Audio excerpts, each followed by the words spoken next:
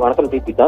நிச்சயமாக வெள்ளக்கிணறில் இருந்து துடிலூர் வந்த 114 என்ற கொண்ட அரசு பேருந்தில் பெண் தூய்மை பணியாளர்கள் ஏறிய போது அதன் ஓட்டுநர் உங்களுக்கு ஓசி பஸ் பின்னால வருது, அதுல ஏறிக்கலாம் என கோபமாக கூறியுள்ளார்.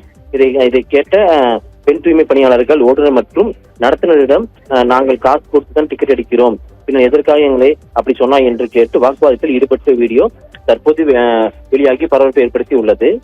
கோவை வெள்ளக்கிணறு பகுதியில் நேற்று மாலை தூய்மை பணியாளர்கள் வேலையை முடித்துவிட்டு துடியூர் செல்ல வழியாக வந்த 111 என்ற கொண்ட அரசு பேருந்தில் 3 பெண் தூய்மை பணியாளர்கள் ஏறியுள்ளனர். அவர்கள் பேருந்தில் ஏறும்போது அதன் ஓட்டுநர் ஏமா உங்களுக்கு ஓசி பஸ் பின்னால வருதில்ல, ஏறிக்கலாம்ல என்று கூறியுள்ளார். இதனால் கோபமடைந்த அந்த 3 பெண் தூய்மை பணியாளர்களும் ஓட்டுநரிடம் எப்படி எங்களை அப்படி சொல்லலாம் என்றும், நாங்கள் காசு கொடுத்துதான் டிக்கெட் எடுக்கிறோம் தானே, எங்களை ஏன் ஓசி பஸ்ஸில் வர சொல்றீங்க என்று கேட்டு வாக்குவாதத்தில் ஈடுபட்டுள்ளனர்.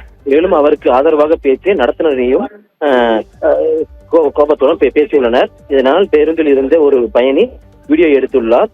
அந்த வீடியோ தற்போது வெளியாகி பரபரப்பை ஏற்படுத்தி ஏற்கனவே முன்னாள் அமைச்சர் பொன்முடி ஓசி பஸ் என்று கூறி சர்ச்சையான நிலையில் தற்போது கோவையில் அரசு பேருந்து ஓட்டுநர் இவ்வாறு கூறியுள்ளது பெரும் பரபரப்பை ஏற்படுத்தி உள்ளது. தீபிகா.